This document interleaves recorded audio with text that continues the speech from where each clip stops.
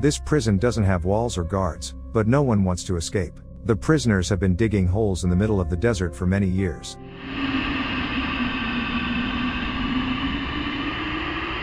This story takes us to the desert, where a group of teenagers in prisoner uniforms is digging holes under the scorching sun. A boy named Barfbag can't stand the hard work and gets bit by a rattlesnake on the leg to free himself from hard labor. At the same time, somewhere in town, a pair of sneakers falls on the head of a boy named Stanley Yelnats, knocking him off his feet. The boy's family is in the process of inventing a remedy for stinky feet, so he decides to bring the smelly shoes home. On the way, the police arrest him and accuse him of stealing a famous baseball player's sneakers from a charity event. The policemen bring the boy to his parents and are surprised to find that a variety of pairs of shoes occupy every corner of the apartment. The cops leave the apartment, convinced that the boy is just a shoe freak and that he is the one who stole the celebrity sneakers. The oddball family believes that there is an ancient family curse on all the men of the Stanley Yelnats family, and that's why Stanley Jr. has had another unfortunate event happen to him. By court order, Stanley is sent to a detention camp called Camp Green Lake, where he must spend 18 months in hard labor. The camp is located in the desert in a small oasis where, despite the name, there is no lake. At the camp, Stanley meets the camp counselor, who orders him to call him Mr. Sir. He immediately warns the boy that there is no point in escaping from the camp. For hundreds of miles, there is only desert without a single body of water. Attempts to escape will only end with death from the bite of venomous reptiles and the claws of predators. Stanley is given a prisoner uniform and a shovel and is told of his duties. Every day, he will have to dig holes in the desert from dawn to dusk. A correctional camp psychologist nicknamed Mom introduces Stanley to the other boys in the squad he has been assigned. The teens respond only to their nicknames: X-Ray, Armpit, Squid, Zigzag, Magnet, and Zero. Zero is the smallest of the teens and got his nickname because he is constantly silent, meaning he only has zeros in his head. Stanley joins the squad in place of Barfbag, who had gotten bit by a rattlesnake earlier, so the boys first treat him with disdain. At lunch, Stanley talks about what got him into the camp for troubled teens. He was unfairly accused of stealing baseball player Clyde Livingston's sneakers, which he donated to an orphanage. Hearing the boy's story, Zero breaks the silence for the first time and asks Stanley if the sneakers had red crosses on them, and the boy surprisingly confirms his hunch. At night, Stanley recalls his father's stories about their great-grandfather, Stanley Yelnats I. He is the one who started their family curse. He had made a fortune in the stock market in the past, but he was ripped off by a woman nicknamed Kissing Kate Barlow. Once upon a time, the woman and other outlaws operated in the Wild West, and she was known for kissing her victims before they died, leaving a trail of bright lipstick on their faces. Stanley Yelnats I worked as a pig farmer in a Latvian village and fell in love with a gorgeous girl, his owner's daughter. Stanley decided to seek advice from the local fortune teller, Madame Zeroni, so she could tell him how to win the girl's heart. The woman advised him to forget about the silly girl and go to America, where destiny awaited the boy. Stanley, in love, didn't listen to the fortune teller and went to the girl's father to ask for her hand and heart, but was refused. Then Stanley goes back to the fortune teller. To placate the girl's father, the fortune teller advised the boy to take a little piglet and carry it up the mountain daily to drink from the stream. Then the pig would become bigger and bigger and could be given to the father in exchange for his blessing. Stanley did as he was told and returned with the gift to his beloved's house after some time. But, as the fortune teller had said, the girl was very foolish. She could not choose between the handsome Stanley and some ugly man who also gave her a pig. Disappointed by the girl's stupidity, Stanley decides to follow the fortune teller's first advice and sets off for America, where a new life awaits him. But the hapless fellow completely forgets the promise he made to the woman. He was to take Madame Zeroni to the same mountain and give her a drink from the streams so that she too would gain strength and youth. Because the boy did not comply with the fortune teller's requirement, the fortune teller cursed his entire male lineage forever. After working in the camp for a few days, Stanley gets used to the local rules and hard work. He notices that none of the boys know what they are digging the holes for. Stanley writes a letter to his parents, in which he lies that he is fine at camp so that his family won't worry. On another day of digging, Stanley finds a fossil and gives it to Mom, hoping he will be given time off for his find. But the psychologist assures him that the warden doesn't care about any fossils. He also tells him there used to be a lake on this land, and all the land around it belonged to the warden's grandfather. The story takes us back 100 years to when the warden's grandfather ruled the town. A man named Sam sells miracle onions, which he says cure all diseases and scare away poisonous lizards. Sam has a crush on the local teacher, Miss Catherine, so he gives her a sack of onions. In return, she gives him a jar of peaches she picked herself. All the men in town are secretly in love with the beautiful teacher, so they watch the couple with envy. Stanley is approached by X-Ray and told that the next time he finds anything, to bring it to him. The boys finally accept Stanley into the group and give him the nickname Caveman. Reading a return letter from his mother, Stanley laughs at her stories. Zero asks him what he is laughing at and then admits that he can't read. Zero asks Stanley to teach him to read, but he says he is exhausted every day from digging and has no time for it. At the dig site, Stanley finds something that resembles a shell casing with the initials KB. It is picked up by X-ray and given to Mom the next morning to get the day off. Upon hearing about the find,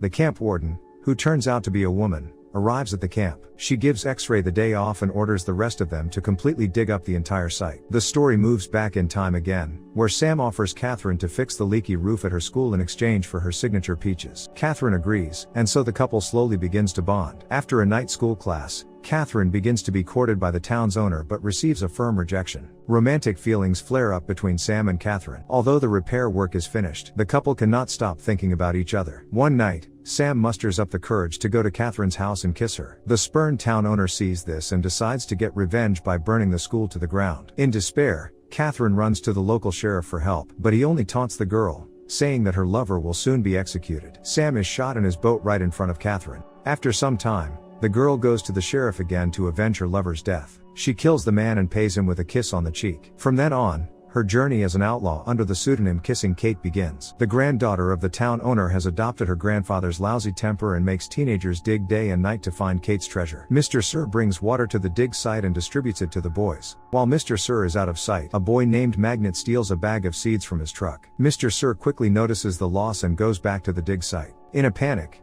everyone starts throwing the bag of seeds back and forth, and it spills at Stanley's feet. Despite the precarious situation, Stanley does not give away any of the squad and takes the blame. Mr. Sir takes the boy to the warden to punish him for the theft. But instead of the expected punishment, the warden scolds Mr. Sir for distracting the boy from his digging. Before returning to the desert, Stanley notices posters in the warden's office showing the search for Kissing Kate. When Stanley returns to the dig, the guys consider him a hero, and Zero digs a hole for him. In gratitude, he offers to teach Zero to read and write. Remembering his previous find, Stanley guesses that what he found in the hole earlier was not a bullet casing but a tube of lipstick with Kate Barlow's initials and shares his discovery with Zero. During their talk, Zero reveals his real name, Hector Zeroni. It turns out that the boy is related to Madame Zeroni, who cursed the Stanley family years ago.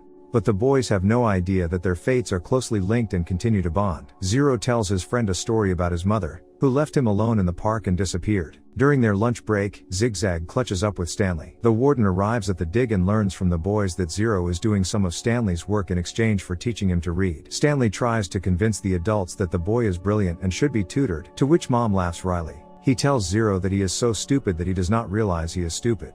Zero decides that he has had enough and hits Mom in the face with a shovel, running off into the depths of the desert. Upset over his friend's escape, Stanley recalls his grandfather's stories of how Yelnats first survived 16 days in the desert after Kate Barlow robbed his wagon. He found his salvation in a place called God's Finger, but because of the stress he was under, he could never explain to anyone where it was. The next day, Stanley decides to rescue his runaway friend. He steals a car from Mr. Sir, and after driving it briefly, it falls into one of the holes. Continuing on foot, he escapes deep into the desert while the rest of the squad cheers him on. After hours of wandering through the desert in the blazing sun, Stanley finally finds Zero. The boy has been hiding under an old boat that once belonged to Sam. There's even a jar of peach jam left inside, which the boys share. In the distance, Stanley notices a mountain that reminds the boys very much of a raised thumb. The boy realizes it is the mountain from Stanley's grandpa's story about Yelnats the First. The boys decide to climb the mountain to find safety. Climbing the rocks, Stanley grabs hold of a fragile rock ledge and slips away. Zero hands his friend a shovel so he can use it to climb up. This causes the boy to hurt his palms badly, but he saves Stanley from death. Together, the boys almost reach the top, but because of fatigue, Zero falls and can't move any further. The boys take a break, and Hector confesses to his friend that he ended up at the camp because of him. Zero stole the same sneakers from his orphanage and threw them off the bridge right on Stanley, scared of being held responsible. After his confession, the boy faints. Stanley holds no grudge against his friend and carries him on top of himself the rest of the way. Thus, unknowingly, he fulfills his great-grandfather's promise to Madame Zeroni by carrying her great-grandson to the creek at the top of the mountain. The happy duo drinks from the creek and eats the same miraculous onion Sam grew right next to the water. Meanwhile, Stanley's father finally manages to find a workable cure for the unpleasant foot odor, combining peaches and onions together. The Stanley family's family curse is now lifted forever. Stanley's lawyer arrives at the camp and tells the warden that the boy is innocent and must be returned home. However, the warden withholds that Stanley has already escaped from camp for days and may already be dead. We go back in time one last time. There, Kate Barlow finds Sam's boat and sits down, remembering her previous lover. The woman is approached by the town's owner, who tries to get her to tell him where she hid all of the stolen treasure. But Kate lets herself be bitten by a yellow spotted lizard and takes the secret to her grave. Since then, More than one generation of the owner has unsuccessfully dug through the former lake's land to find the treasure. In the morning, Stanley and Zero are the first to get to the excavation site and dig up the treasure chest in the spot where Stanley found the lipstick tube. The warden finds them, along with her accomplices, and plans to take the coveted treasure from the boys. But her plans are thwarted by venomous lizards that have swarmed around the boys and the treasure chest. Later, a lawyer arrives at the excavation site along with the police. The warden accuses the boys of stealing the treasure and trying to escape, but Zero notices Stanley Yelnat's name on the trunk. Stanley is released from the camp along with the treasure, and the warden and her minions are detained. It rains in the desert for the first time in 100 years. Stanley says goodbye to his happy crew and he and Zero head back to town. At home, Stanley shares his great-grandfather's treasure between his family and Zero. Hector finally manages to find his mother, who has been looking for him all this time. The boys become neighbors and invite all the released camp kids to visit.